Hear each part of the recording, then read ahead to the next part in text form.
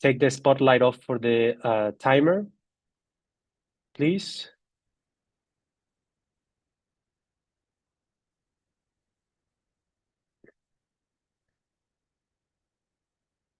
Okay, so now we can.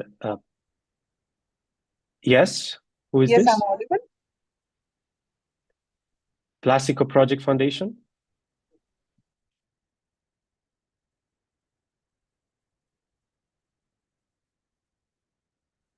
Okay, someone has said hello, but I did not see who it was.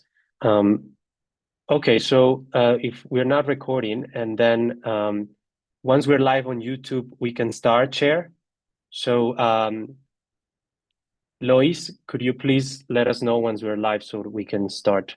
And we are live, but I just started the webinar, so maybe we should give people some time so that they can join.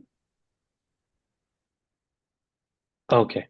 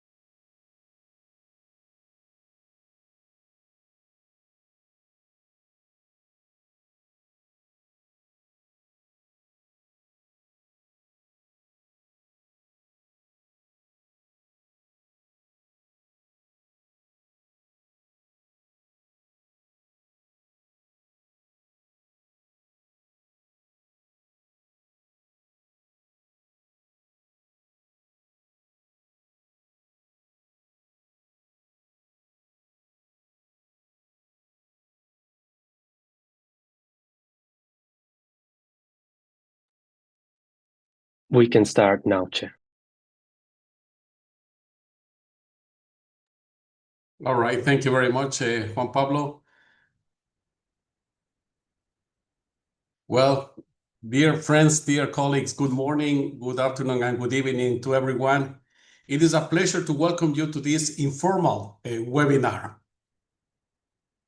I want to begin by thanking you all for your commitment in support of this process, your presence and participation as representatives of environmental organizations, international agencies, the scientific community, academia, indigenous peoples, private sector, civil society, workers across the plastic life cycle, among others, has enriched the work of the INC and played a very important role. I want to also thank the Secretariat for making the arrangements for this webinar. Thank you very much to the Executive Secretary and also to Jyoti's team. You know, we are 2 weeks away from our meeting in Geneva for INC 5.2, where member states will come together to deliver an agreed text for an international legally binding instrument that will combat and end plastic pollution. We are getting close to the finish line, and I can see the common determination to bring our process to completion this August. Since the first part of the session, I have been working intensively in coordination with the Bureau and together with the Secretariat to organize the work at this resume session in the most effective manner possible. I am pleased to say that the countries have been engaging very constructively during these months, including at the informal heads of delegation meeting that took place in Nairobi last month. I am hopeful to see that the atmosphere in all these meetings has been one of a clear desire to find a common way forward. It has also been a pleasure for me to engage with the different organizations represented here today. I saw some of you during the GRULAC regional meeting in Panama, for example, and left feeling motivated to continue working to ensure that the resume session in Geneva is successful. This is the constructive spirit that I expect every participant to bring to INC 5.2 so that on August 14, the world can receive hopeful news, and it will. To achieve this, the organizational work for INC 5.2 must be efficient and fit for purpose so that negotiators can make the most of the time in Geneva. To set the scene for the resume session, I have released my scenario note, as you know, which was published on 11 July and is available in the 6 official UN languages. As I have highlighted on many occasions, actually, I firmly believe that the wide range of observers involved in this process have offered invaluable views on the importance of effectively addressing plastic pollution. Today, our focus will be on the organizational work at INC 5.2, and it will be very important to hear your reflections on this, which I look forward to, since I am sure they will contribute to making Geneva a successful session. I want to reiterate my commitment to keeping this process on track in a transparent, equitable, and inclusive manner. These principles have guided me since the beginning of my chairpersonship. In this line, I will be sharing with you some key aspects of my vision for the organizational work at 5.2. But before that, I would like to give the floor to our Executive Secretary for some opening and housekeeping remarks. Dear Executive Secretary, you have the floor. Thank you, Chair. Good morning, good afternoon, good evening, dear participants. It is a pleasure to be with you once again and to see so many familiar faces that are in front of me now. And very good to see you very soon, as the Chair said, in less than 2 weeks now, Chair, in Geneva. Yesterday was 2 weeks. Today is already one less. I wish you all a very warm welcome to this informal webinar with observers that we are hosting with the chair of the INC, Ambassador Luis Valles Valdivieso, ahead of the second part of the 5th session of the committee in Geneva, less than 2 weeks, as I said now. This webinar builds on very positive experiences we've had from similar exchanges with observers ahead of previous sessions. We believe this format provides a valuable opportunity for you to share your key messages directly with the chair, committee members, and fellow observers present here today, and to continue fostering an open dialogue ahead of the resumed session. I would like to thank all of those who have expressed their interest in speaking during this session. And we know while this process is member-driven, the contributions and perspectives of observers are invaluable to deepening the discussions and advancing the objective of the collective work of the committee. After all, no single government or organization can tackle the plastic pollution problem alone. As you all know, registrations for observer organizations to attend INC 5.2 closed on 6th of June. We are delighted with the strong interest and engagement from observer organizations. Of the over 3,500 participants approved to attend the session, close to 2,000 participants are from observer organizations representing 583 NGOs, 18 UN entities, and 17 intergovernmental organizations. I'm also pleased to inform you that the INC chair, the UNEP executive director, and I will once again host a conversation with observers ahead of INC 5.2 on 4th of August, continuing the practice we have maintained since the second INC session. I would like to thank Switzerland for organizing a multi-stakeholder forum on at the margins of INC 5.2, scheduled for 4th of August from 1300 to 1700 at the Palais des Nations. As stated in their invitation, the goal of the forum is to bring together representatives from members of the committee, non-governmental organizations, civil society, and other key stakeholders to foster inclusive dialogue and build momentum ahead of INC 5.2, and all registered participants of INC 5.2 can attend the event. Now I would like to hand over to my colleague, Juan Pablo, our Observer Engagement Liaison Officer, for some updates and housekeeping remarks on today's events. Juan, over to you. Thank you. Thank you very much, Jyoti. Great to see a great turnout of the webinar today. I would like just to highlight a few practical points for this webinar. The webinar will be held in English only. Please note that this session is being live streamed on UNEP's YouTube channel, and the recording will be posted on the INC 5.2 event webpage. Given the large number of interventions, we will have to manage our time strictly. So each presenter will have a maximum of 3 minutes for their intervention, and a timer will be displayed on the screen to help you manage your delivery. To allow the greatest possible number of presentations, we will not be opening a question and answer session today. Please use the Zoom chat box if you experience technical difficulties. A member of our secretariat team will then respond to you directly to help you.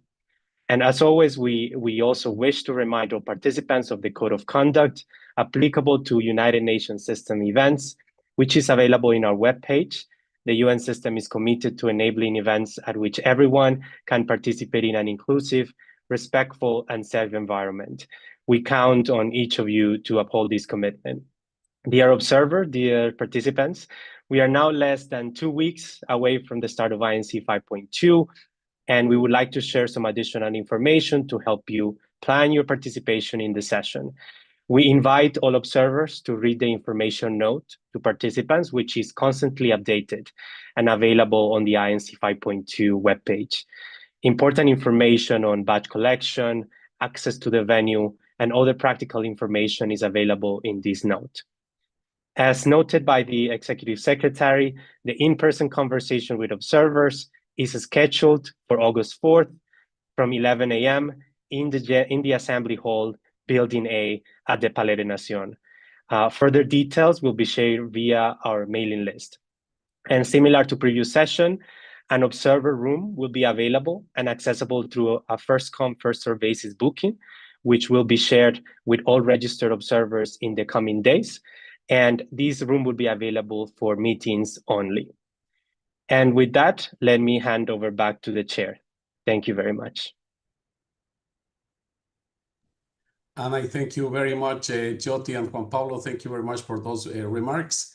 And dear friends, let me emphasize that the entire approach to our work in Geneva must be guided by the objective of completing our negotiation and achieving an effective agreement on the text of the instrument. Rooted in the same constructive problem-solving spirit that I have seen these past months, I'm sure that we can make significant progress from the start of the resume session and advance at a good speed. For me, the starting in the best possible way in Geneva will be crucial to guarantee progress, to show each other among members, and also to show the world that we can achieve our shared mission.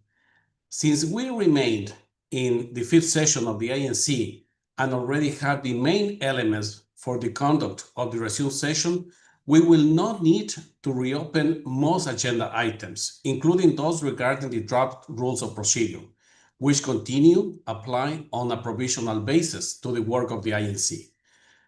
We have already adopted also the session's agenda in Busan, which will remain the same for the rest of the session. I expect the opening plenary in the morning of the 5th of August to move swiftly and efficiently. For this, I count on member states to not make general, national, or regional statements and instead submit them in a written form. Here, I would like to emphasize that reflecting on your comments from the lessons we learned in Busan and taking into consideration that opportunities for observers' interventions in the formal meetings are limited, I have proposed that we allocate 30 minutes of said opening plenary on the 5th of August to hear from you from observers representing different broad constituencies. To make the most of this time, statements from observers will start with intergovernmental organizations, followed by UN system entities, and followed by not-governmental organizations. I will ask your cooperation in limiting the statements to 2 minutes and keeping the interventions short and focused. Those speaking for alliances, coalitions, or groups will be prioritized to ensure a broad range of voices is heard. The online document platform will also be available for observers to share written statements. Public participation and observer engagement remains vital to the INC process.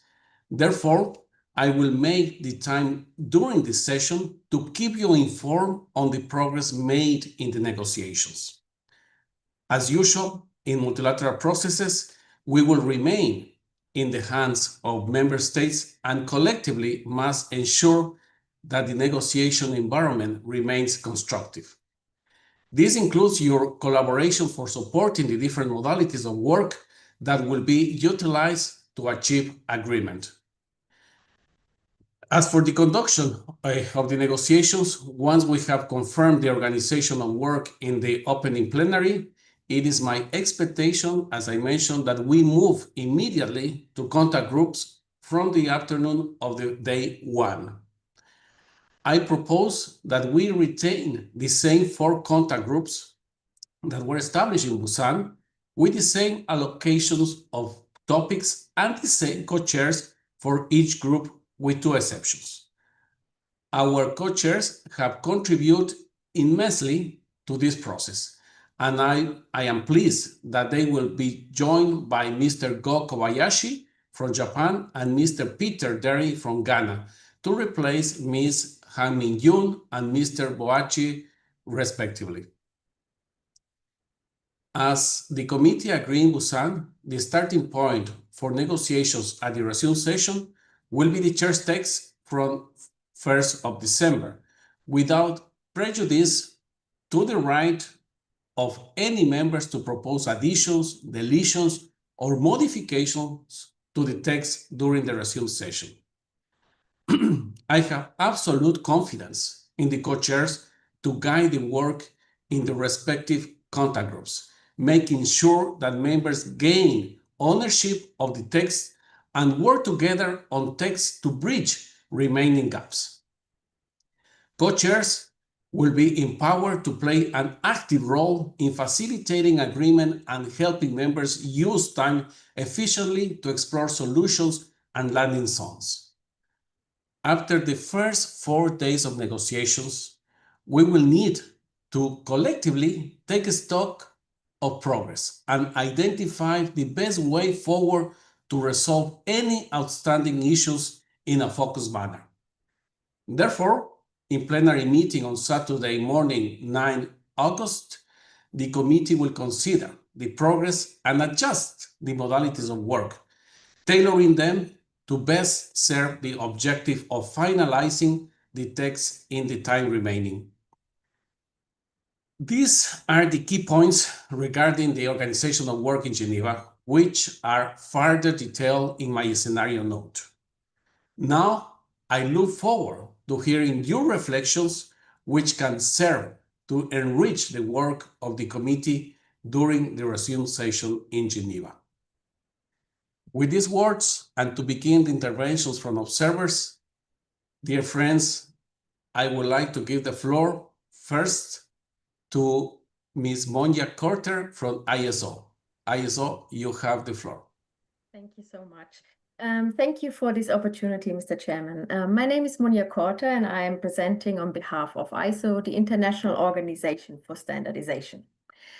ISO strives to make life easier, safer, and better through international standards. We acknowledge the Chair's and INC members' concerted efforts to develop a legally binding instrument that protects the health of humans and the environment from the scourge of plastic pollution.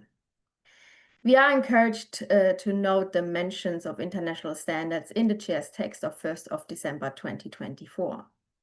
International standards are consensus-based documents where experts from around the world agree on the best way of doing something.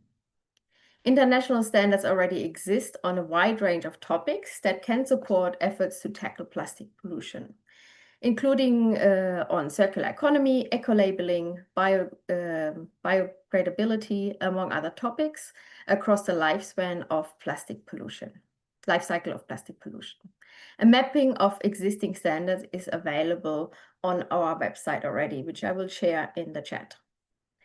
When organizations use international standards, they can be sure that they are taking action using a consistent and harmonized approach, further enhancing global accountability and recognition. They make it easier to measure, compare, and verify compliance across different regions and sectors. International standards support policymakers in driving high integrity in the fight against plastic pollution. They can be referenced in regulation, although are by nature voluntary. ISO offers an important platform for future standards development and remains ready to respond to new and evolving needs identified by INC-5.2. As an impartial, non-profit, non-governmental organization, ISO operates through a neutral and transparent process involving diverse stakeholders, including government, academia, industry, consumers, and civil society. ISO's global community includes more than 40,000 experts from 173 countries. Underpinned by international consensus, international standards are part of a broader framework of cooperation known as quality infrastructure, which includes standardization, metrology, conformity assessment, such as testing, certification, and inspection, and accreditation. Referring to and relying on existing standards, national and international quality infrastructure for conformity assessment will be important to avoid duplication and enhance accountability in the implementation of the instrument. It is, in this respect, ISO members officially recognize national standardization bodies will be the essential part for the global effort. Please feel free to reach out to me. I will put my email address into the chat, and we can discuss this matter further. Thank you. I thank you very much to ISO. Now I would like to give the floor to Mr. Bansi Sankar Kapilavai from Citizen, Consumer and Civic Action Group. Please, sir, you have the floor. Thank you so much, Chair. Esteemed delegates, distinguished representatives, and fellow observers, good morning, good afternoon, and good evening. We, Citizen, Consumer and Civic Action Group, a member and in this capacity delegate of Consumers International, which is an umbrella institution representing 200 consumer groups and organizations worldwide and across 100 countries, stand here to underscore the urgent need for a legally binding and ambitious treaty to address the escalating crisis of plastic pollution. At this crucial moment, we must confront an uncomfortable truth, which is the Chair's text in its current form is not yet the treaty the world needs. Yes, it's of structure and it introduces the list of harmful products, but it falls short of delivering binding, harmonized, and global obligations. The reliance on nationally determined actions, voluntary schemes, and weak language risk enshrining a treaty that sounds good on paper, but cannot hold polluters accountable in practice. Let us all remember that each and every individual, including those who are part of the negotiations, is a consumer and is affected by plastic pollution. As daily users, we are forced to engage with toxic, single-use, non-recyclable plastic products, often without choice, without information, and without alternatives. The health risks to consumers from use phase exposures are real, cumulative, and growing. The science is clear. Plastics are not just a marine litter problem, they are a public health emergency. Consumers are not, at this point of time, consumers are not asking for a marginal improvements, they are demanding a transformative change. And this is what consumers want from the member state. Ensure the treaty includes strong enforceable mechanism to reduce plastic production, not just managing waste. Commit to legal binding global bans on harmful plastic products, chemicals of concern, based on the best available science. Include mandatory harmonized design standards so that consumers can trust what they use, which is safe, reusable, and free from toxic additives. Reject false solutions such as plastic offsets, incineration, and energy recovery, which shift the burden to the environment and human health. Include mandatory, make extended producer responsibility schemes binding with clear global minimum standards so that producers, not communities, carry the true cost of the plastics. The treaty must enshrine the right to a non-toxic environment and safe products as a global universal norm and not just a privilege for few. It must be future-proof with review mechanisms that evolve with scientific progress and take into account emerging risks of consumer health. We call on delegates to negotiate not only with compromise, but with courage to deliver a treaty that consumers can trust, communities can rely on, and future generations can celebrate. If we leave Geneva with a treaty that is weak, vague, and full of loopholes, we will have failed to rise to this moment and meet expectations of those who need this treaty the most. Thank you for your time and attention. Thank you very much for the opportunity.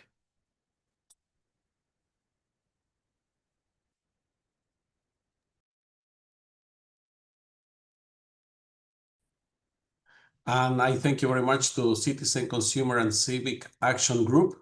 Now I would like to give the floor to Mr. Rhodes Jepsen from Biodegradable Products Institute. Please, sir, you have the floor. Thank you very much for the opportunity to speak today. My name is Rhodes Jepsen. I represent BPI, a science-driven organization that champions a transition to the circular bioeconomy by advancing policy, standards, research, and certification of compostable and biodegradable materials. We represent over 700 organizations around the world. Composting is a form of recycling and is a critical part of the solution for reducing plastic pollution. BPI supports an ambitious international instrument that catalyzes the widespread adoption of composting and compostable food contact packaging to help end plastic pollution. The impact of plastic on food waste and soil health is intertwined with other UN conventions and sustainable development goals. Regional composting systems for food scraps and associated compostable packaging not only support these sister UN efforts, they prevent the consolidation and exportation of plastics to places where they are commonly leaked. Composting can be done on a small or a large scale, providing flexibility for all nations. And compostable biomaterials can similarly be made out of a wide variety of feedstocks, something promoted by US governmental programs that support the rural economy, such as grants and loans programs to help spur innovative new materials and funding for research and development on compostable alternatives. Where possible, we advocate for clear and consistent language in the treaty that encourages countries to adopt and promote the use of certified compostable products to better manage food waste and associated packaging regionally in a way that supports individual communities. At a minimum, these innovative materials should not be blocked or discouraged in the treaty. Compostable products and packaging are a critical part of extended producer responsibility laws being passed around the world, as they represent a third of the compliance pathway, alongside reuse and refill options and recycling. Thank you.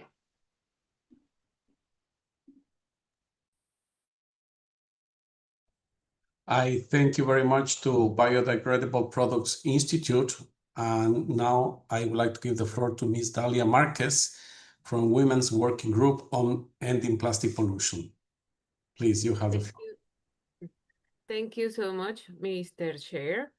The Women's Working Group on Ending Plastic Pollution firmly believes that the Global Plastic Treaty must adopt a human rights-based approach.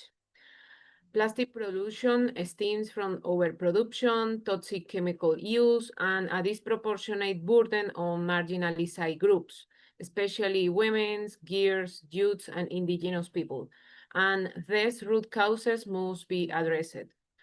To protect human health and the environment throughout the plastic full life cycle, we call for the treaty to include legally binding global controls, elimination of toxic chemicals alongside full transparency and disclosure measures, the reduction in plastic production, particularly single-use and unnecessary plastics, adequate and predictable financing through a dedicated fund, and a robust decision-making enable majority votes on substantial issues.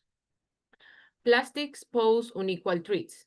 Women and girls are disproportionately affected due to their societal roles and biological characteristics as caregivers, informal waste workers, and also consumers of microplastic landed products. Therefore, of course, we welcome the draft reference to women in the just transition, yet this mention is limited. We call for gender equality as mainstreamed across all the treaty provisions. Plastic are not just visible pollution, they are chemical pollution. Substances like endocrine disruptors affect the reproductive health, neurological development, and immunity. Even a 2024 study published in the Toxicological Science found microplastic in human placentas and even in the first vomit of newborns. That means that the exposure often begins before birth, impacting children's health and their development. Therefore, we urge for the inclusion of limits on plastic production and toxic additives, bans on endocrine disrupting chemicals and intentionally added microplastics, a globally harmonized system for chemical transparency and traceability, and a mandatory design criteria for safe, durable, and reusable products. A gender-responsive treaty also requires capacity building and technology transfer that empower women and frontline communities with knowledge to participate in and benefit from plastic reduction strategies. And finally, we demand meaningful and equitable participation of all groups in the treaty process. Thank you. I thank you very much to Women's Working Group on Ending Plastic Pollution. And now I would like to give the floor to Mr. Franklin Orona from Indigenous Peoples Caucus. Please, sir, you have the floor. Thank you, Chair. Good afternoon, relatives and colleagues.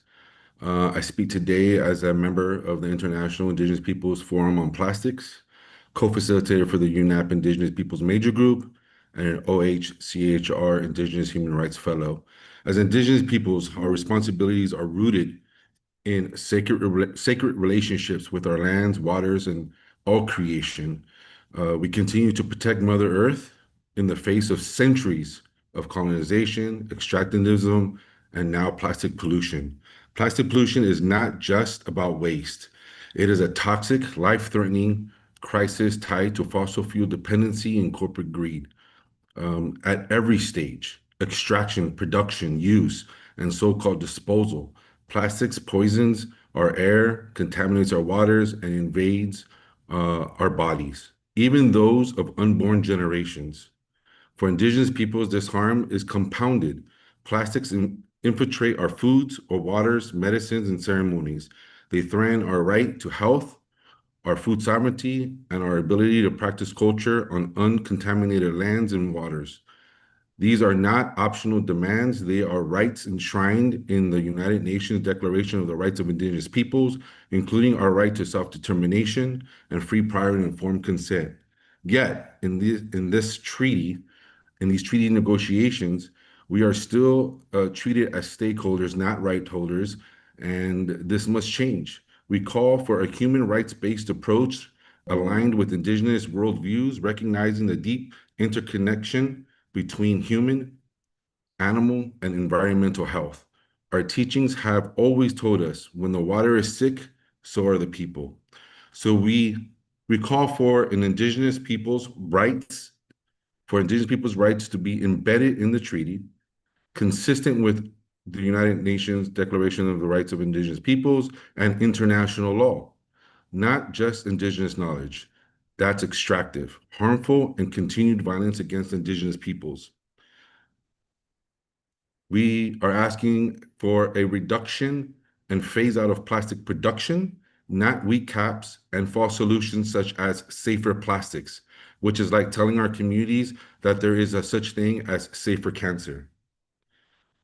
We're asking for strong governance with enforceable bans on toxic chemicals, plastics, or fossil fuels and chemicals that are harmful to human health and the environment. non-toxic circular systems rooted in indigenous-led, community-based solutions, a full life cycle approach that addresses plastic from extraction, feedstocks of raw materials, and disposal. Most urgently, a permanent indigenous peoples advisory mechanism with decision-making power, not just observation, must be created. And I'll just finish there. Thank you, Chair. And I thank you so much to the Indigenous Peoples Caucus.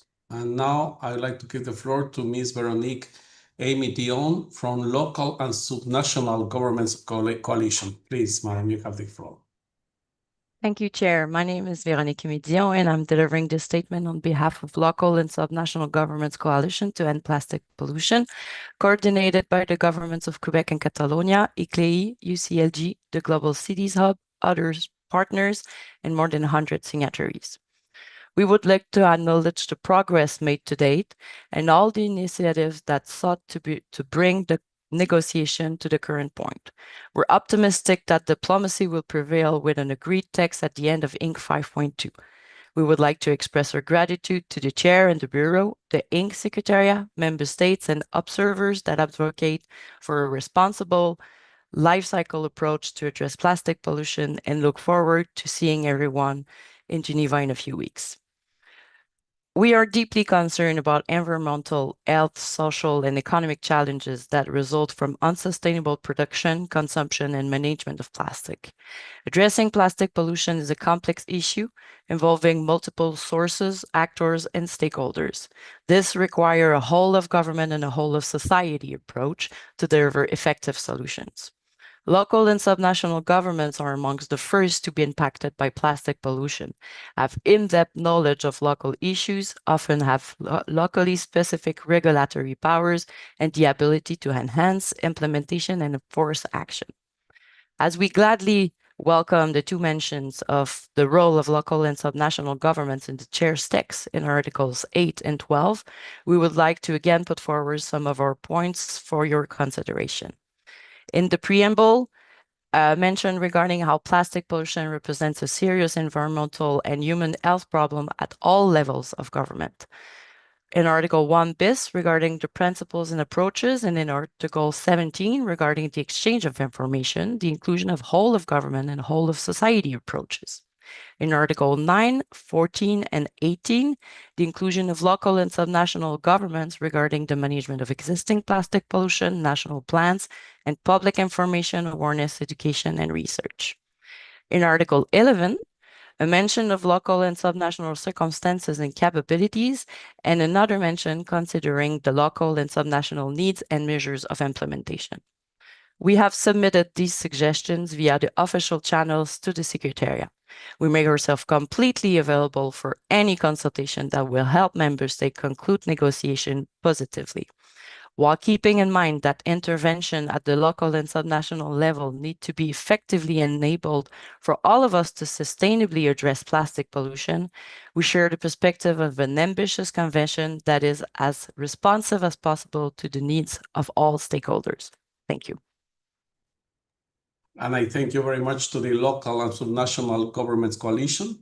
Now I would like to give the floor to Ms. Sayali Bijmawanath Takari from Pride Foundation. Please, Madam, you have the floor. Thank you for the opportunity, INC Chair, distinguished delegates, fellow participants. Good evening from India. I am Saili Thakre, representing Praj Foundation, the CSR arm of Praj Industries, an organization committed to driving the bioeconomy and supporting India's vision of becoming a developed nation by 2047. Our journey began with something as simple as water pots in rural India. Women would walk miles to fetch water, balancing heavy metal pots on their heads. Plastics brought relief, lighter and easier to carry. But this small convenience revealed a much darker side. Prolonged use of plastic containers and their toxic additives posed health risks, especially for women managing water and household chores. What began as a local problem opened our eyes to a global crisis. Microplastics have infiltrated rivers, food chains, and even drinking water. Alarming researchers show microplastics and nanoplastics entering human bloodstreams and being linked to hormonal, maternal, and reproductive health risks.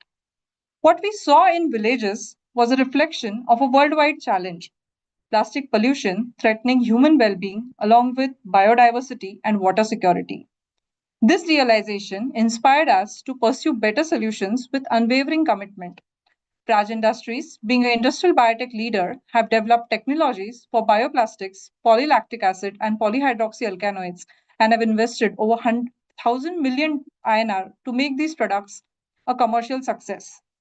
These are safer for both people and the planet. But technology alone is not enough. We must evangelize change, raise awareness, influence policies, and engage industries, communities to accelerate adoption. Our water conservation projects have taught us a powerful lesson. A clean river cannot exist if it is choked with plastic waste. Promoting bioplastics alongside water stewardship addresses both the cause and the consequence of plastic pollution. INC 5.2 is a vital platform to secure strong global commitments to sustainable materials. We invite you to connect and collaborate with Praj Foundation to advance bio-based solutions that protect ecosystems, empower communities, and create a circular economy. In my closing, I would like to thank the Secretariat, INC, United Nations Environmental Programme, and our Honorable Trustee, Mrs. Parimal Chaudhary, for this opportunity. We urge INC to consider sustainable and safer alternatives like bioplastics to mitigate plastic pollution and safeguard well-being. Praj Foundation is committed to building a cleaner, healthier future. Please feel free to reach out to me. I've put my email and my credentials in the chat box. Thank you.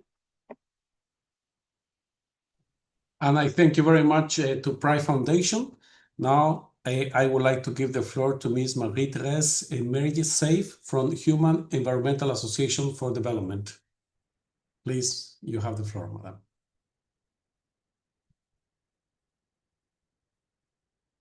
Thank you, Chair. My name is Marie-Thérèse Saif. I speak on behalf of the NGO network in West Asia region as a president of Human Environmental Association for Development head. Across West Asia, civil society organizations are sounding the alarm on the growing crisis of plastic pollution. This is not only an environmental emergency, it's a human right and justice crisis, especially in areas experiencing conflict, instability, and disproportionate harm from pollution and waste. In many communities, unregulated plastic waste leads to open burning, polluted water, and toxic exposure.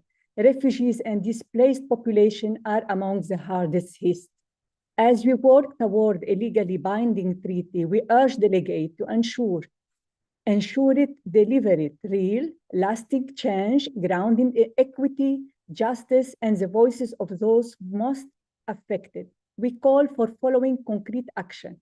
Acknowledge the environmental and humanitarian impact of plastic pollution in conflict-affected areas and embedded commitment to human rights, intergenerational equity, and a just transition through the treaty.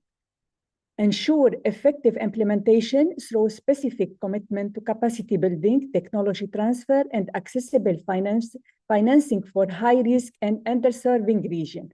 Integrate inclusive knowledge system by recognizing indigenous, local, and frontline community knowledge as essential to culturally relevant and sustainable solution. Guarantee protection for environmental defender and frontline organizations who often operate with limited resources under high-risk conditions. We also stress the need to mainstream gender equality across the treaty. Women and girls bear a disproportionate burden of plastic-related harms, yet remain underrepresented in decision-making. Their leadership knowledge and life experience must be recognized as central to achieve a fair and effective outcome. This treaty must be more than symbolic. It must be actionable, enforceable, and transformative, rooted in justice and built on solidarity with community who cannot afford further delay. It must uphold the right of current and future generation to live in a clean, healthy, and sustainable environment, and demonstrate a strong global commitment to protection, human health, and the planet. Anything less would be a failure of a global responsibility. Thank you so much. And I thank you very much to Human Environmental Association for Development. And now I would like to give the floor to Ms. Silvia Patinicchio from Plastic Free. Please, Thank Madam. you, Chair. Thank you for the opportunity to speak. I'm Silvia Patinicchio from Plastic Free, a non-for-profit organization active in 40 countries worldwide. And we are part of a global movement working not only to remove plastic from our environment, but to change the culture that allows plastic pollution to persist.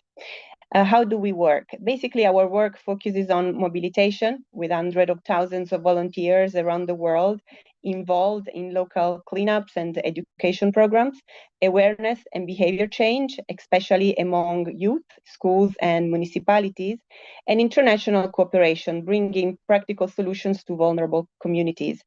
What we have seen around the world is clear, and this is the message that we would like to bring.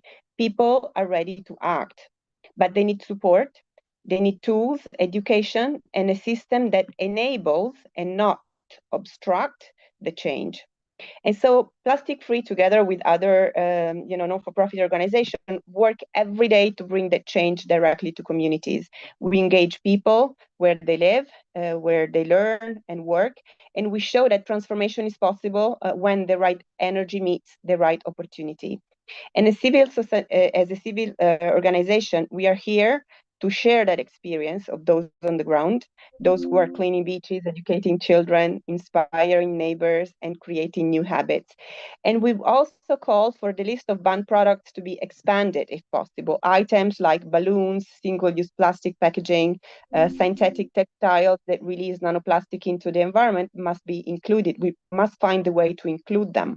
And these products are among, as you know, the most harmful and widespread form of pollution we encounter in our daily field work, and they are often overlooked. And courage, I would like to end with this. Courage, from the Latin word cor, means heart. And courage, it's what's needed now. Courage to change course, and courage to act for the millions of children who will live on this planet in 50 years. Plastic Free, we are here, and we are ready to collaborate, to support, and keep pushing together with all of you. So thank you for the excellent work that you have done so far. Thank you. And I thank you very much to Plastic Free. And now I would like to give the floor to Ms. Rosa Hubelin van Beek from Sticking the Ocean Cleanup. Please, Madam, you have the floor. Good morning, good afternoon, good evening, everybody. Thank you, Mr. Chair and the INC Secretariat for hosting this informal webinar. I'm Rosa Hubelin van Beek, representing the Ocean Cleanup, a nonprofit international project that develops and deploys technologies with a mission to rid the world's oceans of plastic. We welcome the Chair's text, especially the inclusion of an obligation for parties to collaborate on the safe removal of existing plastic pollution in both national and in the areas beyond jurisdiction. The text calls for parties to identify, evaluate, and prioritize locations or accumulation zones most affected by existing pollution and to take mitigation and remediation measures, including cleanup activities. An example of such accumulation zones in the high seas is oceanic gyres formed by ocean currents, where plastics are trapped and fragment into microplastics over time. We echo the statement of AOSIS from the recent head of delegation meeting, highlighting the urgency and necessity of including this text on areas beyond national jurisdiction in Article 9 and a remediation fund in Article 11. In addition, we welcome the call to evaluate locations within national jurisdiction most affected by pollution, for example, in rivers and waterways. The Ocean Cleanup is active in rivers of 9 countries around the world to remove plastic pollution, and rivers are the main arteries of plastic pollution into the ocean, and the leakage of additional marine pollution needs to be stopped. For this, we support the text in Article 11 on plastic leakage. However, we call on member states to additionally support the establishment of global baselines and targets to reduce leakage. Setting targets and baselines must go hand in hand with monitoring pollution levels. We cannot measure how effective policies are at reducing pollution without accurate monitoring and understanding of pollution levels themselves. Systematic tracking of riverine plastic emissions provides a quantifiable metric to gauge the treaty's effectiveness. Characterizing and monitoring these emissions by intercepting ocean-bound plastic waste offers data-based insights into the success or failure of midstream and upstream policies, and is a practical metric for global comparison. Additionally, remediation itself is a form of monitoring, and effective monitoring and measurement will form the basis of accountability within the treaty. While we commend the inclusion of these texts, Articles 7 and 9 in particular, we would like to highlight the need for clear baselines and frameworks for monitoring and reporting. Finally, innovation is the key to solving plastic pollution. The Ocean Cleanup co-convened the Innovation Alliance for a Global Plastics Treaty to bridge the innovation and policy ecosystems, advancing the role of innovation and entrepreneurship in the treaty. Solutions exist, but they require the support of policies and innovative financing mechanisms, as currently included in Article 11, such as outcomes-based financing models to scale their impact and contribute to ending pollution. Thank you. I thank you very much to the Ocean Cleanup. And now I would like to give the floor to Ms. Sheila Sailing from Youth Plastic Action Network. Please, you have the floor. Dear Chair, thank you so much for allowing me to speak. My name is Shellen Sailing, Interim Chair of the Youth Plastic Action Network, the new youth constituency being launched at INC-5.2, an initiative created by organizations actively engaged in the INC process beginning at INC4 and supported by the Children and Youth Major Group to CYMG. We reaffirm one message. A waste management treaty is not an option for us and future generations. We need a legally binding instrument guided by science and grounded in the lived realities of children and youth, Indigenous peoples, women, waste pickers, frontline communities, rights holders, persons with disabilities, and others directly impacted by the plastic crisis. In the lead up to INC 5.2, we witnessed historic youth engagement online. Over 2,000 people from more than 130 countries participated in our multilateral environmental agreement bootcamp, the largest initiative in CYMG history, as well as webinars and engaging further in the treaty text. Through global consultations that we recently completed, youth have identified 10 essential priorities for the international legally binding instrument. A full life cycle approach from extraction to post-youth, prioritizing upstream reduction and legally product pollution remediation. The reduction of primary plastic polymers through binding global targets and the elimination of fossil fuel subsidies. A hazard-based approach to chemicals of concern with full transparency across the plastic life cycle. A human rights-based and just transition, especially for youth, Indigenous people, and informal workers.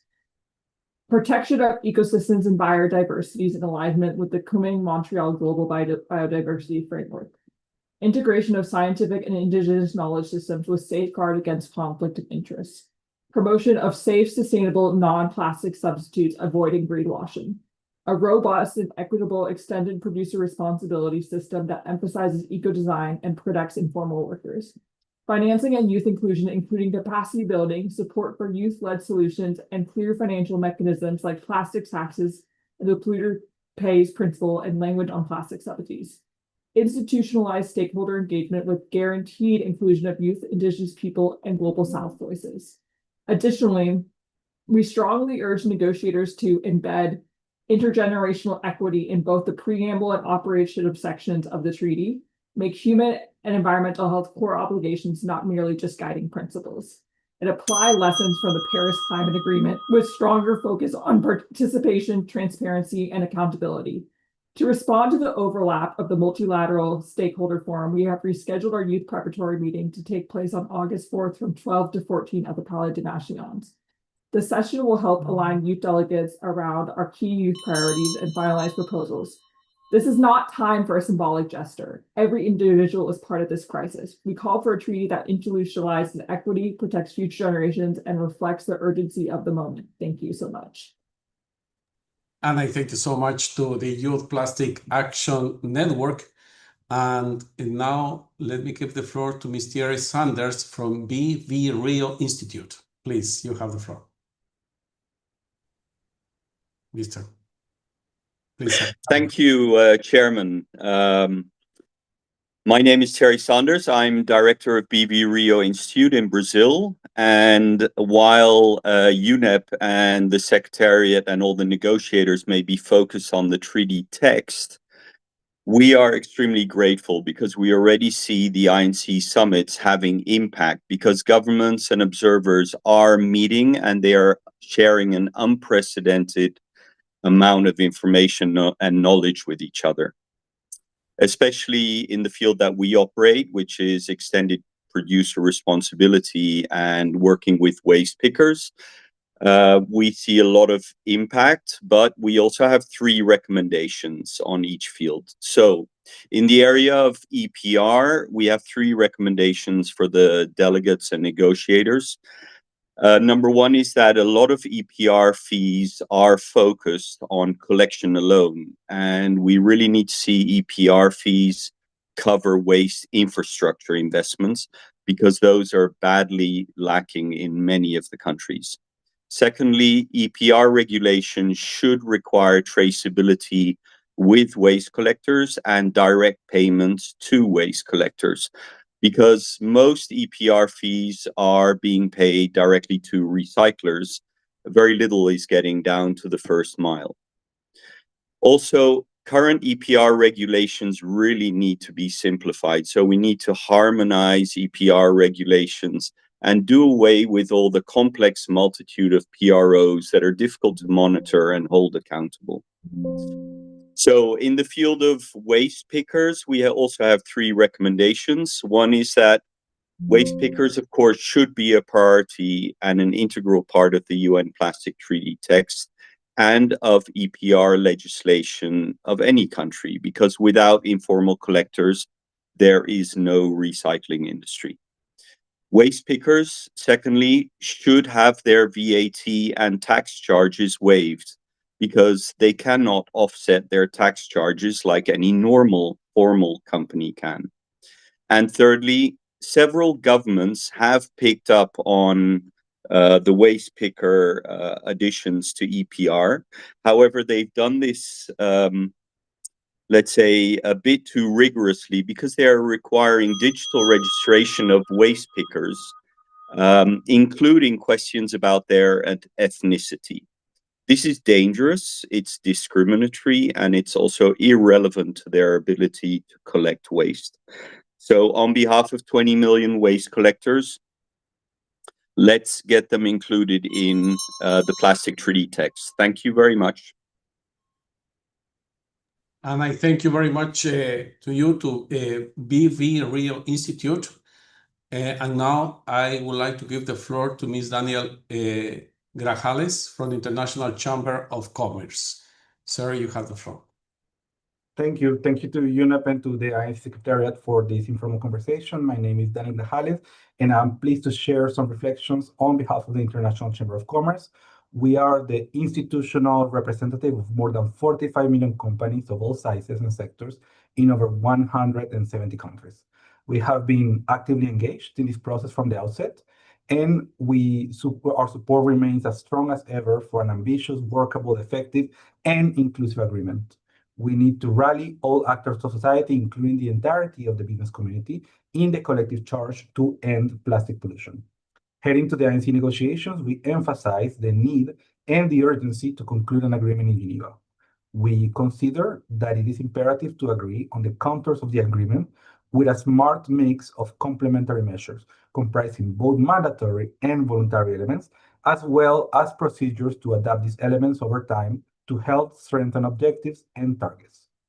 In this context, I would like to focus my observations on 3 key areas. For us, these are the must-haves of the future instrument. First, a fully circular approach must be at the heart of the instrument. This includes providing practical guidance to ensure that products are designed for circularity to promote reuse, recycling, and environmentally sound management. In tandem, waste management must be a key element of the treaty, with a core obligation to take measures for environmentally sound management of plastic waste, with flexibility, of course, for national circumstances. Second, any focus on measures related to plastic products should prioritize products and applications with a demonstrably high risk of environmental leakage, based on a common evidence-based framework that is application-specific and accounts for national circumstances, technical capacity, and socioeconomic realities.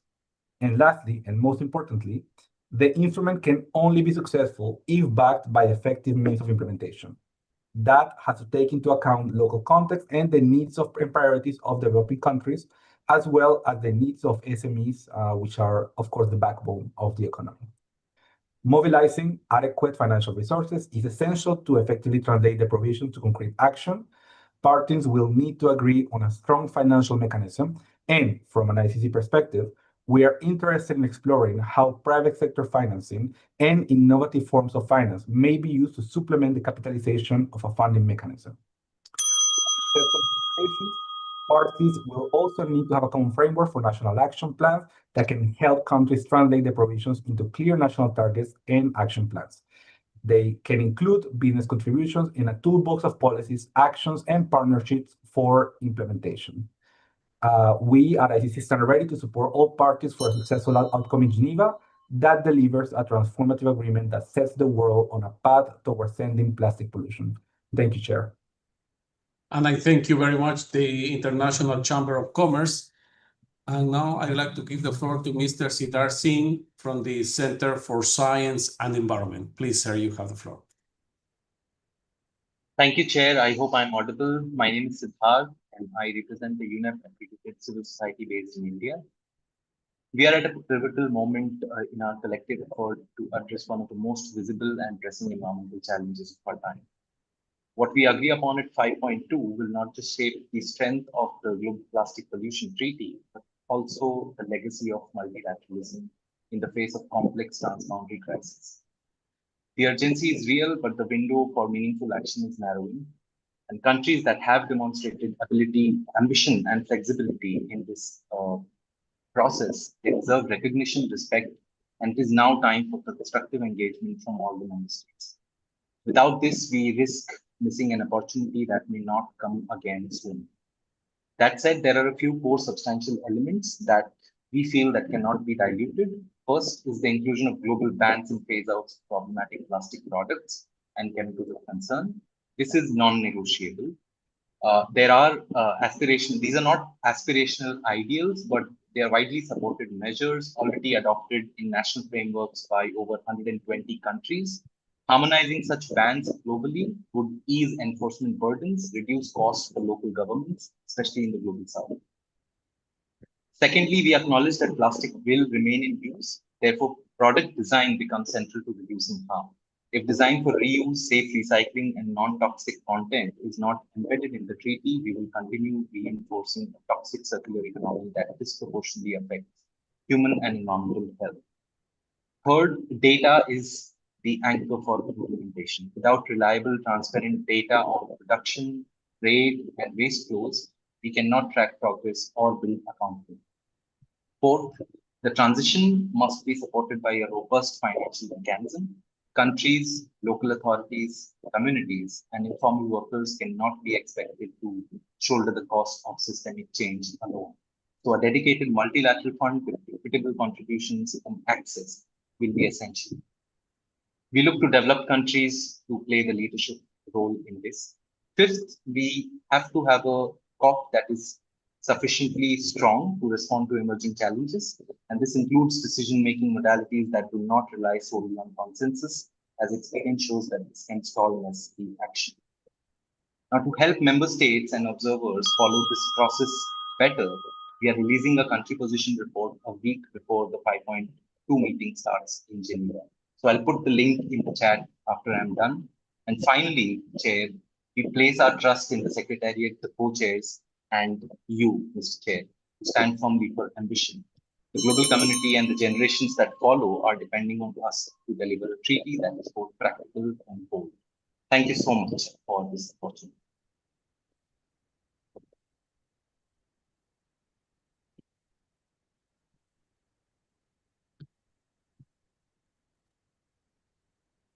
Mr. Chair, I think you're on mute. Sorry. I'm sorry for that. Thank you very much. Thank you very much to the Center for Science and Environment. And now I would like to give the floor to Lisa Pastor, from the Surfrider Foundation Europe. Please, madam, you have the floor. Thank you, Chair, and the INC Secretariat for organizing this informal webinar. So I'm Lisa Pastor, speaking on behalf of Surfrider Foundation Europe, a European NGO dedicated to the protection of the ocean, waves, and coastlines. With over 18,000 members in 12 European countries through our local chapters, Surfrider Europe has long been engaged in marine environmental protection, especially in the fight against plastic pollution. Over the past few years, our volunteers have closely followed the negotiation of the Global Plastics Treaty and are particularly mobilized for INC-5.2, notably to ensure the treaty adopts a life cycle approach. So to this end, we strongly advocate for the inclusion of legally binding measures and targets on plastic production and supply within the treaty. It is crucial that the treaty includes provisions to eliminate hazardous chemicals and groups of chemicals, as well as to reduce single-use plastic products. For example, Surfrider Europe has joined 130 other organizations calling to drastically reduce plastic bottles production and develop tap water services where needed. The treaty also offers a unique opportunity to phase out the most problematic plastic products. As a reminder, cigarette butts remain the most littered item worldwide, the first item we collect during our beach cleanup throughout the world, polluting our environment, harming wildlife, and threatening our ocean. Cigarette filters that are made of plastic offer no health benefits and significantly contribute to both microplastics and chemical pollution. This is why we join forces with other health organizations to ask for a ban of cigarette filters at INC 5.2. We welcome their integration in the chair's text and would support the mention of cigarette filters in Annex Y to preserve environmental and human health. Moreover, we would also like to recall that it is essential that the treaty respects the waste hierarchy and prioritizes reuse and refill systems over recycling and false solutions that are not sufficient to put an end to plastic pollution and are dangerous distractions. Achieving an ambitious and effective treaty also demands fair, transparent, and inclusive decision-making processes. This must include the meaningful participation of civil society at all stages of negotiation. It also requires having a treaty that includes explicit conflicts of interest measures to be protected from commercial and vested interests, particularly from plastic and tobacco industries and fossil fuels and petrochemical sectors. Many thanks again for your time and attention and this opportunity. And I thank you so much to Thank you so much to the Surfrider Foundation Europe. Now I'd like to give the floor to Ms. Svetlana Da Costa from Innovation Alliance for Global Plastic Treaty. Please, you have the floor, madam. Thank you, Chair. I'm speaking on behalf of the Innovation Alliance for Global Plastics Treaty. We are a global coalition of over 125 innovators and solution providers, many of them small and medium-sized enterprises who are working every day to deliver tangible, scalable solutions to plastic pollution. Around the world, entrepreneurs and SME innovators are already experimenting, proving, and deploying approaches to eliminate plastic waste. From reuse and refill systems to recycling technologies, from robotics and MRFs to material innovations, the energy and the ingenuity is there. But the reality is that most of these solutions are happening at the grassroots level or in small organizations or startups, often under significant constraints created not by the lack of ideas, but by the lack of inclusion, enabling conditions, and the right kind of financing to scale. We see three opportunities to strengthen this treaty so that it can truly unlock the potential of innovation and entrepreneurship. One, prioritize innovation in policy and implementation frameworks. Innovation should not really be an afterthought. It must be at the heart of the treaty's implementation.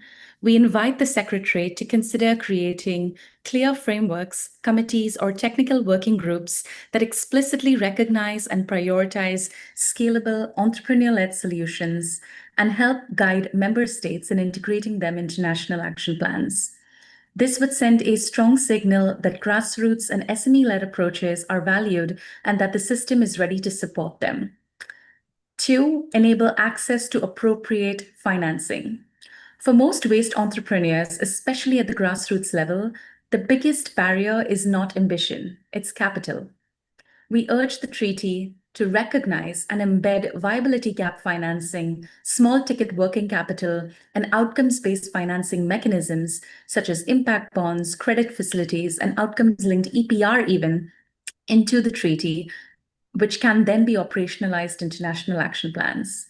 When these mechanisms are acknowledged in policy and implementation plans, it gives confidence to stakeholders such as corporates, banks, and investors to support these innovations, these interventions, knowing that they align with the treaty's goals and outcomes. Third, build capacity and enabling conditions. We also urge the support for grassroots innovators through capacity building, technical assistance, and fit-for-purpose rapid disbursement financing, so entrepreneurs, including waste work organizations closest to the problem, can deliver solutions at scale, especially in contexts with limited institutional support.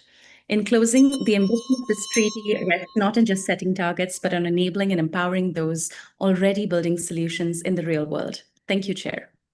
And I thank you very much to Innovation Alliance for the Global Plastics Treaty. Now I would like to give the floor to Ms. Catherine Robertson from WHO. Please, you have. Thank you, Chair, and thank you to the INC Secretariat for this opportunity to speak. WHO supports the efforts to date to negotiate an ambitious and legally binding treaty to prevent plastic pollution and its related risks and adverse effects on human health, the environment, and biodiversity, which are closely intertwined. We look forward to continuing to support this work at INC-5.2, including by moderating the panel on fostering science and research for an effective instrument at the multi-stakeholder forum, and by continuing discussions with the INC, member states, and observers on the proposed treaty text to strengthen protections for health. As detailed in materials previously provided by WHO throughout the INC process and related events, we advocate for strong protections for health under the Plastics Treaty, including protection of human health as a core treaty objective with a comprehensive life cycle approach, an approach which mandates consideration of health risks and issues in all relevant provisions so that health issues are consistently considered in treaty implementation. Special consideration, but not an exemption, for health products containing plastics, where a ban or phase-out is proposed, to ensure affordable, appropriate access while feasible, clinically appropriate alternatives are developed. A ban on cigarette filters, as mentioned by a previous speaker. Stronger health protections under transparency, tracking, monitoring, labeling, and information exchange requirements. Ensuring that measures and plastic alternatives are safe as well as environmentally sound. We support a strong health-specific clause in addition to health obligations throughout the treaty. And finally, collaboration with WHO health experts and researchers on health issues and health products. WHO supports such collaboration in the development and the implementation of the treaty to build on existing expertise, mechanisms, initiatives, guidance, instruments, and research to address health risks associated with plastic pollution. And finally, we welcome further discussions with member states, UN entities, and other observers with an interest in issues related to health before and during INC 5.2, as well as any opportunities to provide input on specific health issues to best support the work of the contact groups. Thank you, Chair. Thank you so much to the World Health Organization. Thank you very much. And now I would like to give the floor to Ms. Sani Kokalova-Wildon from IAEA. Please. Madam, you have the floor. Chair, thank you for giving the International Atomic Energy Agency the opportunity to speak today. The IAEA has long recognized plastic pollution as one of the most serious environmental challenges, and nuclear technology can be part of the solution. In 2021, the Director General of the IAEA, Rafael Mariano Grossi, launched the New Tech Plastics Initiative that builds on the IAEA's efforts to firstly address plastic pollution through recycling using radiation technology, and secondly, marine monitoring using isotopic techniques. New Tech Plastics can effectively support the goals of the INC Treaty in tackling plastic pollution. Regarding recycling, radiation-assisted upcycling contributes to the INC's objectives by promoting new ways for turning waste plastics into useful, higher-value products. Countries like Argentina, Indonesia, Malaysia, and the Philippines are already demonstrating this, and over 52 other countries are exploring using radiation technology as part of the solution. This not only reduces the amount of plastics waste, but also support sustainable practices and a circular economy where waste is turned into new resources. Regarding marine monitoring, nuclear techniques help us better understand and monitor plastic waste. These scientific methods provide accurate data that help countries track marine microplastic pollution more effectively and are essential for the INC's mission. Through its marine environmental laboratories, the IAEA can support member states in their effort to monitor microplastic, and the new treaty could benefit from the New Tech Plastics Global Marine Monitoring Network, which is already made up of 100 laboratories around the world. The IAEA, through its dedicated laboratories and coordinated research mechanisms, is also working on supporting the development and optimization of bio-based alternatives through radiation-assisted technology, which complements these efforts by providing safer, renewable options that reduce dependence on fossil fuels. Here again, the INC's treaty can benefit from these innovations by encouraging member states to shift towards sustainable, bio-based plastics in line with international cooperation and environmental commitments. In November this year, the Philippines will host the IAEA High-Level Forum on New Tech Plastics, which will highlight recent achievements in these areas, showcasing progress and reinforcing the importance of continued international collaboration. We strongly encourage all the participants to attend. In summary, Mr. Chair, being through combining advanced radiation technology tools for innovative upcycling, manufacturing of bio-based plastics, or tracing marine microplastic pollution, the IAEA's activities can support the implementation of the INC Treaty with the view to reduce plastic pollution, enhance transparency in plastic waste management, and promote safer, greener alternative worldwide. Together, we can contribute to building a more resilient and environmentally friendly future. Thank you. And I thank you very much to IAEA. Thank you very much. And now I would like to give the floor to Ms. Absode Deborah from the Stand Up for Women Society. Please, madam, you have the floor. Good afternoon. Good afternoon, Chair and the Secretariat. Thank you very much. My name is Abosede Deborah Idadele Adetono. I'm representing Stand Up for Women Society. We have it in Nigeria here. And I'm happy to be part of this webinar this afternoon. Without wasting much of my time, as good as plastic in packaging industry is pose a great danger to our environment. How do I mean? It is not properly, if it's not properly disposed. In Nigeria, as for example, we have a lot of this issue that we are facing, that we need a serious training, a serious calling attention of people to be aware of plastic pollution. Plastic pollution is a very beautiful one. Plastic is, if plastic is not properly disposed, can affect many things. It can affect the habitat. For example, in the area of marine area, we realize that in Nigeria of today, what we are facing is not palatable in any way. And I will be happy if this my submission will please be even put in the treaty, let the treaty recognize that in Nigeria we have a lot of this training, even for our people. As I have over 40 women as a follower, I've been taking much of my time to see that I give them a lot of lecture on this plastic pollution and how to undo it, and how to make use of it, that it will even be profitable to them, for them to be useful to themselves. So I have just few points to be buttressed to support this. As good as this, something as the plastic crisis directly infringe a variety of human rights, including right of life, to the highest attainable standard of health, to a clean, healthy, and sustainable environment, to adequate housing and to adequate housing, to water and sanitation, to food, and adequate standard of living. Adequate standard of living. Plastic not properly disposed can affect, alter the habitat, reduce ecosystem, and ability to adapt to climate change because it's not disgracing. Unlike banana peel, the plastic is not disgracing as.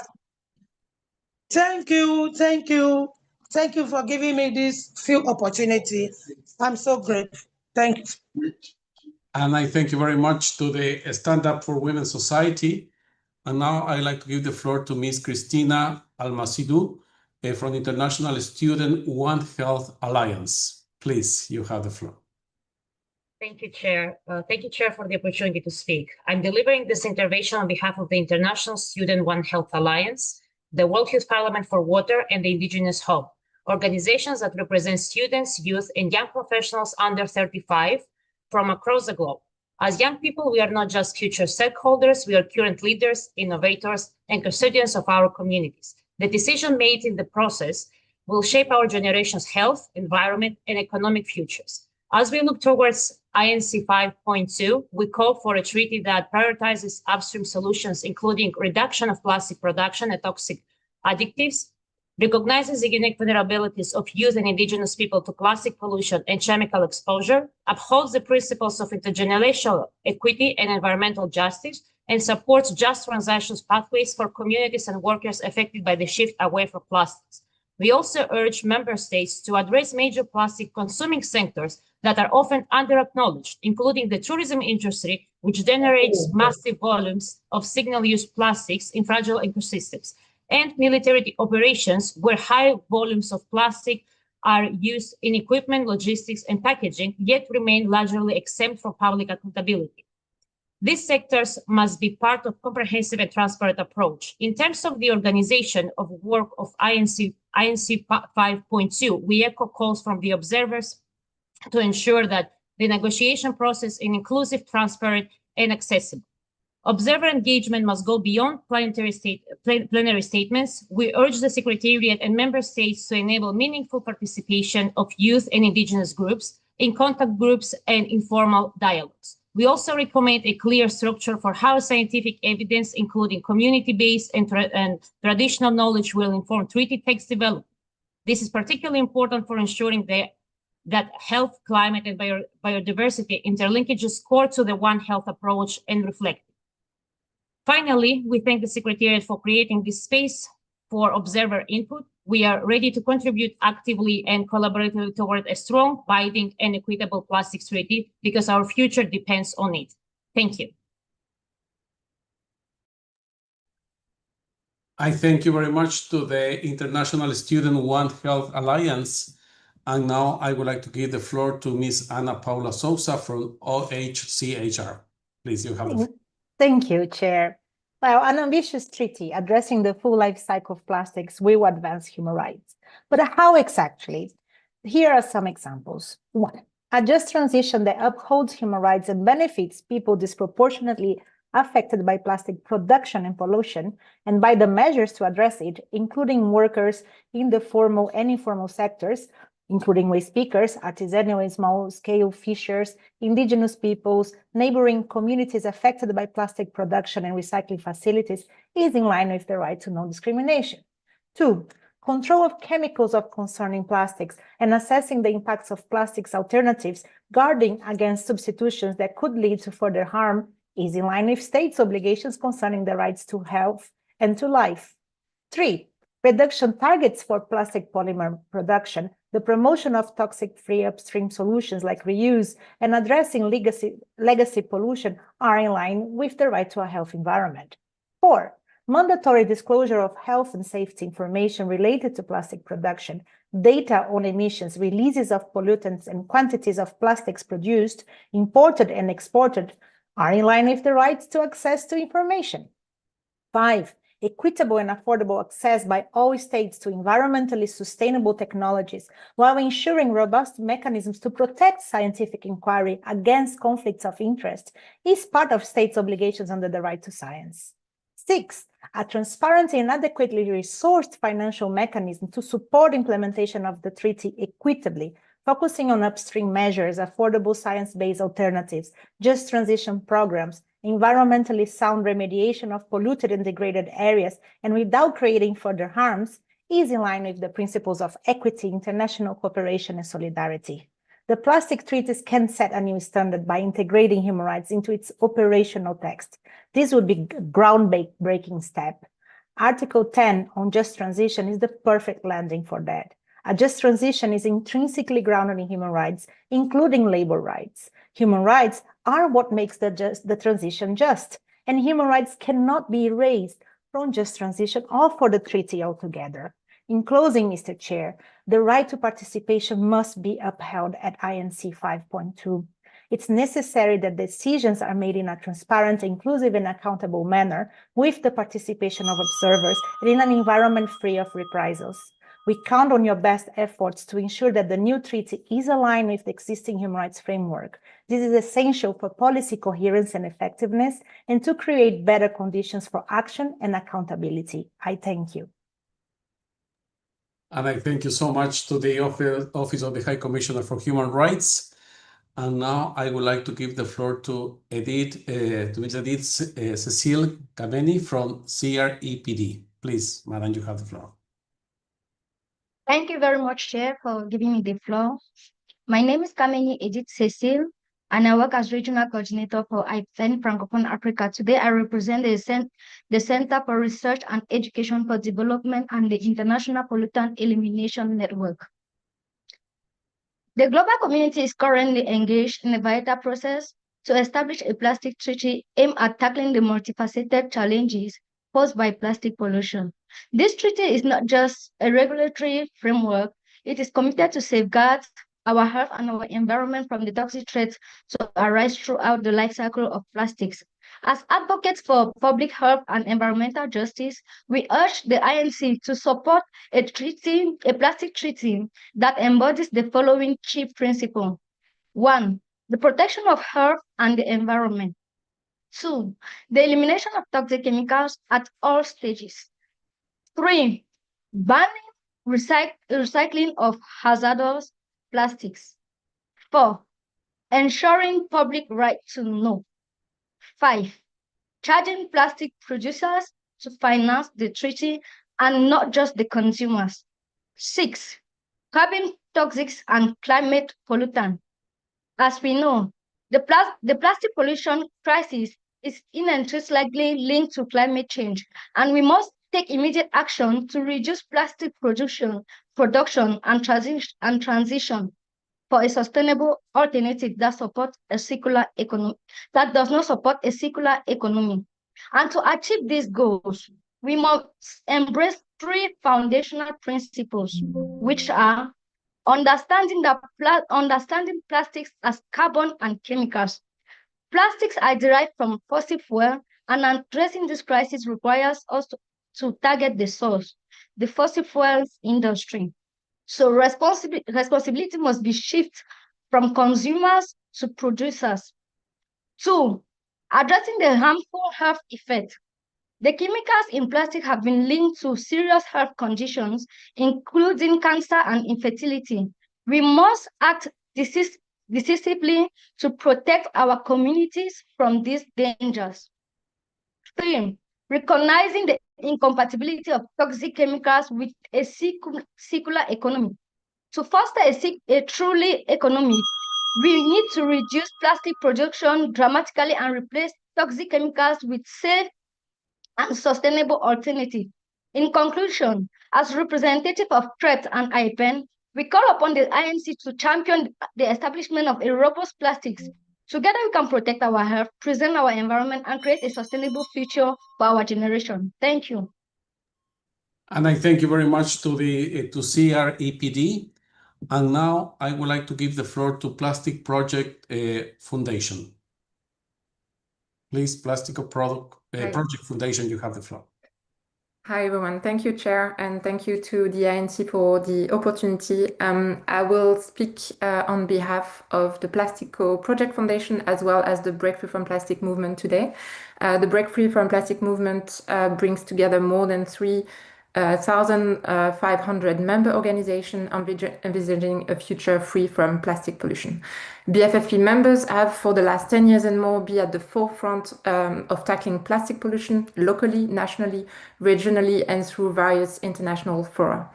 The Break Free from Plastic movement demands that there be global measures that reduce plastic production and that there be elimination of chemicals and group of chemicals that are hazardous to human health, biodiversity, and the environment. We believe that globally binding rules with transparency and traceability across the full life cycle of plastics are vital for an effective treaty, and that binding obligation to end plastic pollution should be matched with clear commitment to provide a dedicated multilateral finance mechanism. The future treaty must provide a just transition for affected communities and not give way to waste colonialism, environmental racism, and polluting technologies such as incineration and waste-to-energy schemes. Instead, reuse and refill system must be promoted, and they should be prioritized over recycling. Last but not least, human rights must be at the core of every treaty provision.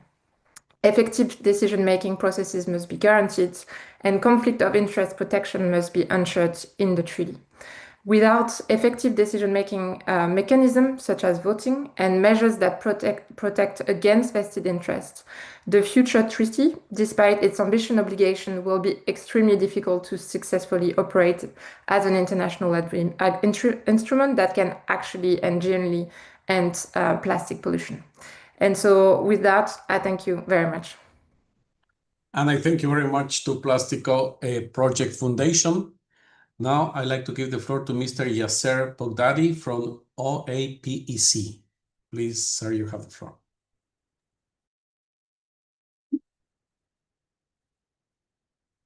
Ladies and gentlemen, it's my pleasure to join you today in this webinar, and I would like to thank the Secretariat for facilitating this important dialogue.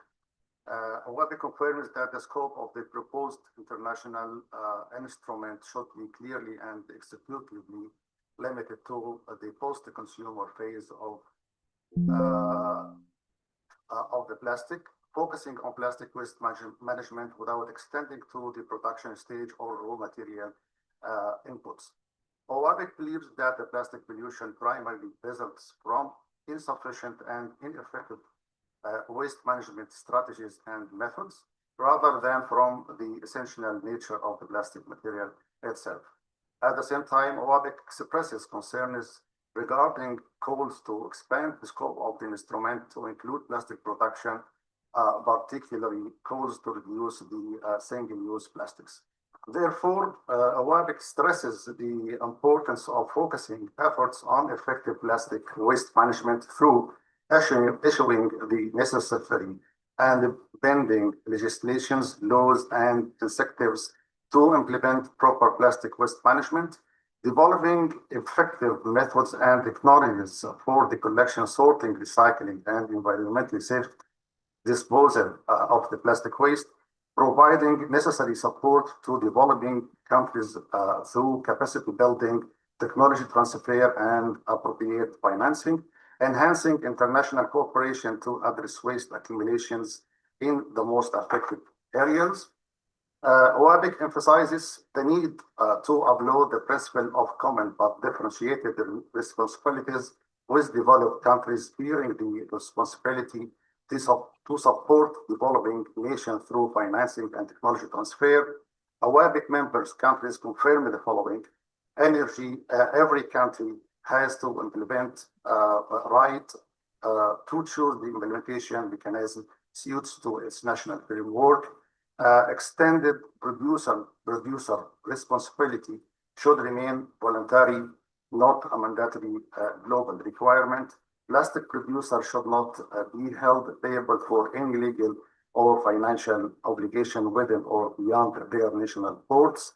And about the voting mechanism, OAPEC stress the importance of adopting the final agreement by consensus among all parties rather than by majority vote. In conclusion, OAPEC believes that the solution to plastic waste lays in fostering innovation and implementing sustainable solutions. Thank you, Mr. Chair.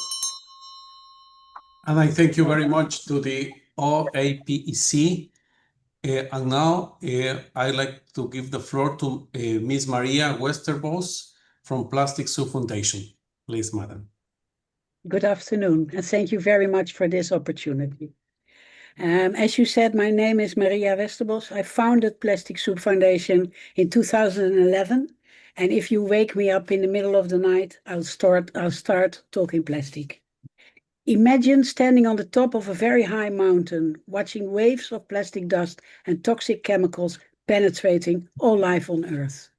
Plastic isn't just polluting our oceans, it's a tsunami of nanoplastics released in the air, in all our waterways, in our fields, fueling a growing crisis that threatens marine life, human health, and the entire ecosystem.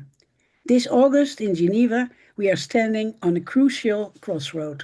Does just a handful of powerful players representing the fossil fuel industry win? And do the member states choose profit, arguing that we cannot do without plastic and that blocking the flow would be too disruptive? Or do we stand strong and vote for the planet and future generations by reducing plastic production and phase out harmful chemicals before they leach into our world? Be aware, every delay means more plastics in our oceans, more plastics and toxins in our bodies, and a harder fight to keep the planet livable. We believe that the negotiators should listen to the brave scientists that joined forces in the Plastic Health Council, warning us that going on like this will result in the end for all of us. We are damaging our own DNA and with that, changing evolution. That's why we are ready to act. On August 13, Plastic Soup Foundation and the Plastic Planet will host a side event from 8 to 9:15 in the morning, where scientists will present new research that will give people from all over the world tools to protect themselves against disease causing plastics. Main speaker will be Professor Shanna Swan, who shocked the world in 2021 with her book Countdown about rapidly declining fertility of men in particular. She will surprise us all. Know that the seats are limited. I will put my email address in the chat. For now, I wish you all bravery. Let's do the right thing and protect our children and next generations against this terrible plastic plague. Thank you. And I thank you so much to the Plastic Soup Foundation. And now I'd like to give the floor to Ms. Juliana Cortés from Alianza Latinoamericana de Asociaciones de la Industria de Alimentos y Bebidas. You have the floor. Thank you, Chair. Juliana Cortés speaking on behalf of the Latin American Alliance of Food and Beverage Industry Associations. We appreciate the opportunity to contribute to this important process and would like to offer the following points. Regarding the criteria in Article 3 for restricting or banning certain plastic products, we believe it's essential that these criteria are clearly defined based on scientific evidence and applied consistently. This is the only way to ensure legal clarity, regulatory consistency, and supportive environment for implementing the treaty effectively. Terms like disrupt the circular economy are important, but without clear definition and international agreed standard, they can lead to different interpretations, legal confusion, and unintended impacts on development and trade, especially in regions like Latin America and the Caribbean, where there are major differences in capacity. In this regard, we recommend that the treaty recognize the importance of existing national regulatory frameworks and policies related to circular economy strategies. Flexibility in implementation is essential to respect the capacities and frameworks of the different parties. Moreover, it's crucial that recyclability criteria consider not only product design, but also the existence of infrastructure and waste management systems at the national level. Without this context, technically recyclable products could be wrongly seen as problematic, making it harder to improve recycle and circular economy systems. We would also like to express our concern regarding the potential duplication of obligations around chemicals. National and international regulatory frameworks are already in place. In this context, we propose that the UNEP Global Framework on Chemicals, adopted in 2023, be formally recognized as a technical reference within the treaty. This instrument provides a solid, transparent, and science-based foundation for informed decision-making in this area. As the food and beverage industry, we reaffirm our strong commitment to the objectives of this treaty. We will continue to engage actively in this process through dialogue and cooperation. Thank you.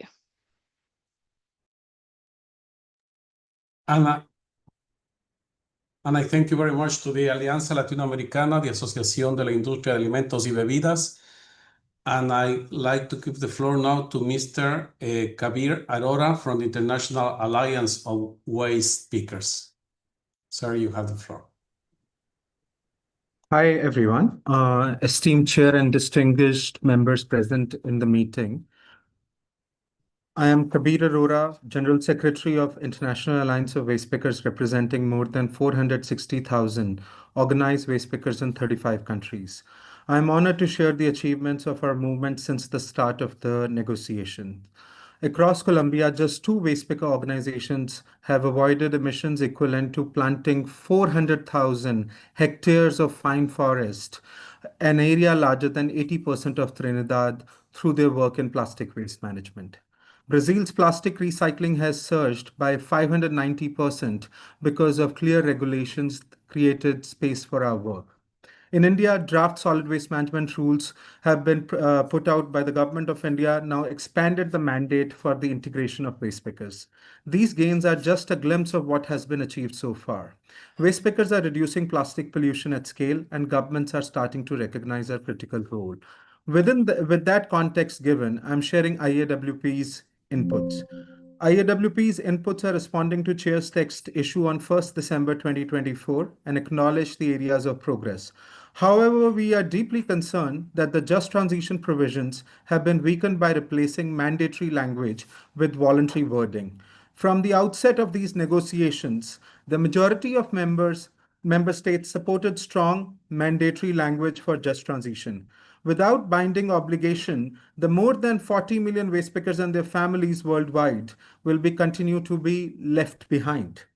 Article 10, Just Transition. The current draft uses should instead of shall in paragraphs 2 and 3. It is impossible to implement a just transition effectively if these paragraphs remain voluntary.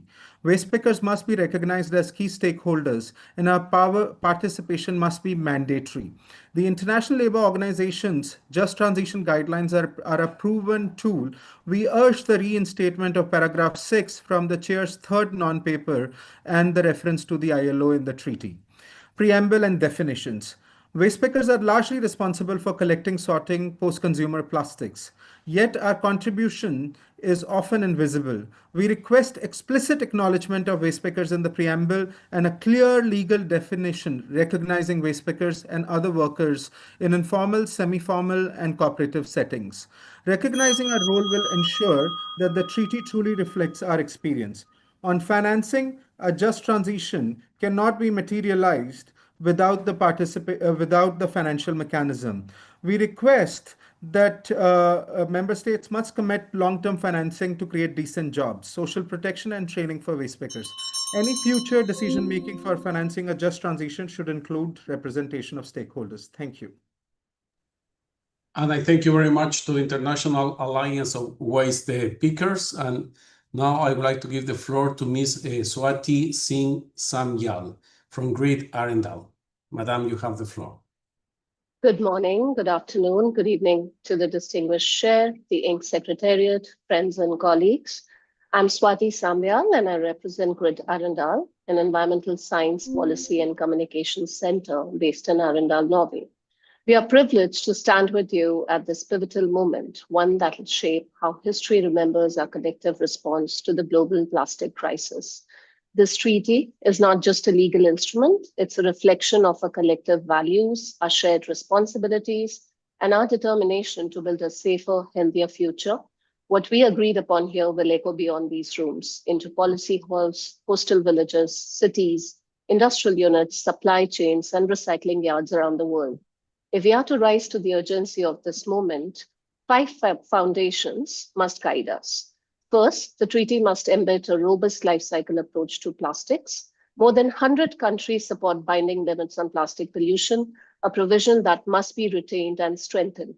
A treaty that only responds to waste is reacting too late. We need upstream action on design, reduction, and reuse, anchored by binding commitments.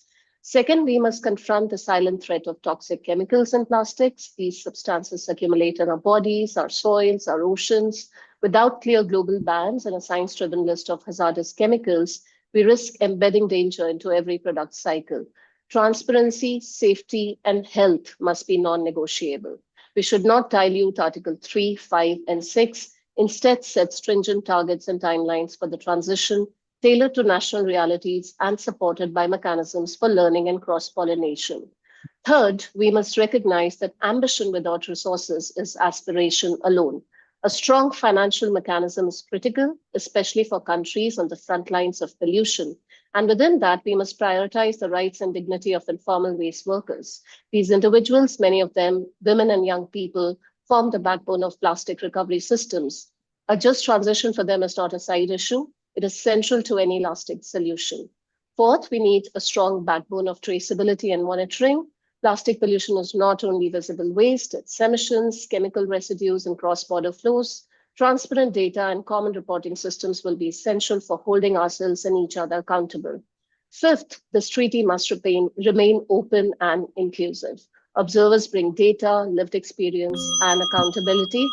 The voice of indigenous communities, youth, waste pickers, and local organizations must be heard.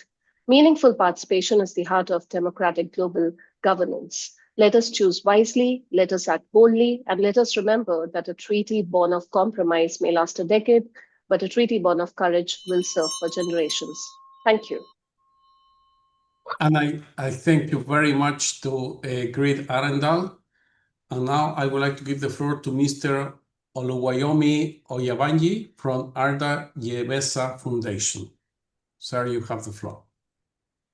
Thank you, the chairman, the INC Executive Secretary, INC Secretariat, UNEP, fellow panelists, everyone. My name is Yomi Oyabanji from Arda Yebesa Foundation in Kenya. We're an African NGO. 5 things I'm thinking we should put our takes on. 1, capacity building for NCSOs and NGOs and government officials of the Global South, with more emphasis on developed and underdeveloped countries of Global South. 2, promoting more the effects of plastic pollution on our environment in Global South. 3, supporting CSOs, NGOs in financing, especially those from Global South underdeveloped countries. 4, the need for all the panelists to work together in order to achieve INC work goals. And 5, interworking relationship with locals and indigenous people all over the world. The chairman, I appreciate your coordination and plans and work. We look forward to meet in Geneva. Thank you so much. And I thank you very much to Arda Yebesa Foundation. And now I would like to give the floor to our last speaker, which is Ms. Bethany Carney Almore from the Scientist Coalition for an Effective Plastic Treaty. Please. And thank you everyone for sticking around through all these speakers. I'm with the Scientist Coalition and delivering a statement on behalf of 450 scientists around the globe. The resolution 5.14 to end plastic pollution includes a full life cycle approach, and the best available scientific evidence clearly indicates that pollution occurs at all stages, starting at extraction through to removal and remediation. Harm is caused to the environment, to human health, to societies and economies at all of these stages. The science also clearly indicates that upstream obligations to reduce extraction and production are vital. There are opportunities to ensure these obligations across many articles, including, of course, Article 6, addressing supply and production, but Article 3 can also have the potential to phase out chemicals of concern and products of concern. Articles 5 and 7, for example, on product design and leakage and release can also help ensure upstream obligations. And we also see that mid and downstream obligations are very important. Science shows us that downstream measures are effective and economically viable only if waste production is reduced and materials are designed for safer and more sustainable non-toxic circularity. That means an overall reduction in plastics production and consumption is essential. Actions starting at pre-production design phases can have significant positive net benefits for all member states by significantly reducing the financial, environmental, social, and health burdens of plastic pollution across later life stages. Supply-side responses can offer effective pollution prevention opportunities. However, the further along in the supply chain actions are implemented, the more complex, expensive, and resource-intensive they become. As independent scientists, we would also like to stress the importance of robust, evidence-based decision-making. This requires adequate opportunities for contributions from transdisciplinary sciences, Indigenous and local knowledge holders. Transparency and robust conflicts of interest mitigation policies are also important to include, including when establishing globally harmonized criteria for hazard-based safety, sustainability, transparency, and essential use assessments. Changes mandated in a treaty can incentivize innovations and establish new markets for safer and more sustainable alternatives and substitutes. Harmonized criteria to guide this innovation will also enable development of mandatory standards, certifications, labeling, monitoring, and reporting that are necessary to support member states in meeting their obligations. The Scientist Coalition has recently published short briefs in response to many of the articles in the chair's text. So we invite all INC delegates and stakeholders to read these. I earlier today put a link in the chat to all of these publications, and we thank you for your time and attention. We remain committed to supporting constructive dialogues and towards a just and effective treaty. We look forward to seeing you in Geneva and are happy to take questions and conversations with any that have them. Thank you very much. Thank you very much to you, to the Scientist Coalition for an Effective Plastics Treaty. And dear colleagues, thank you so much for your statements, for your comments. As we are coming to an end of this webinar, I would like to thank you for your engagement since day one of this landmark process.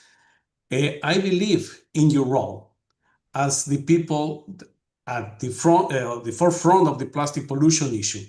Thank you again for sharing your reflections for INC 5.2 today.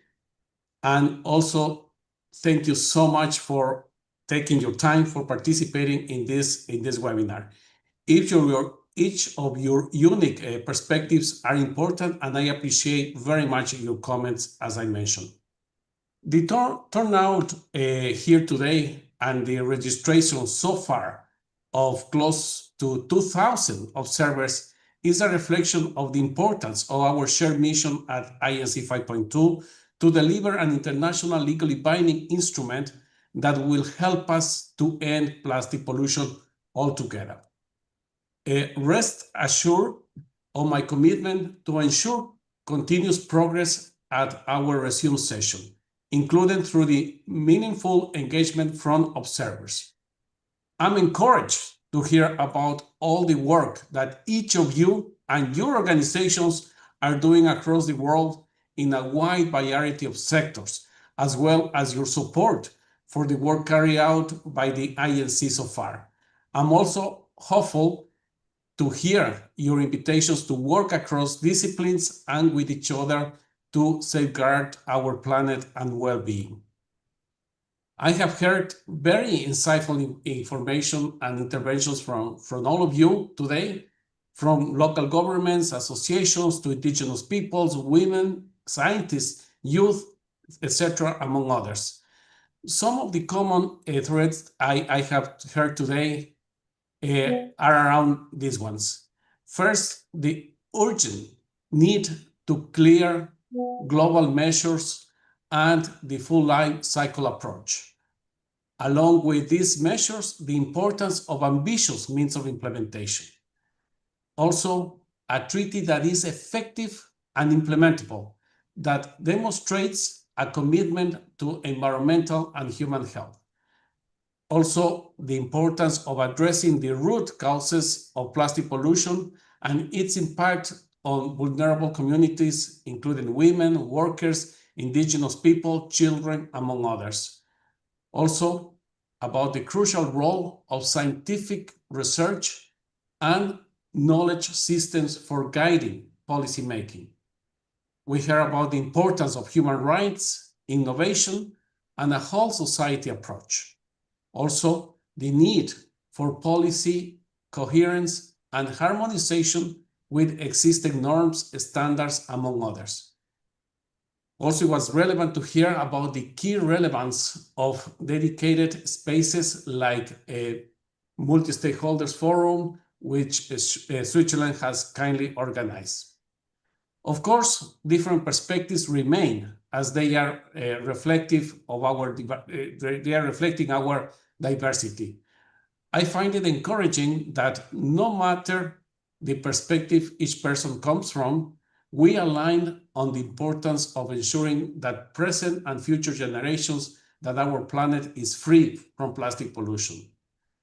Today's webinar has further assured me that we can indeed reach agreement in Geneva, as we are all partners in this shared mission.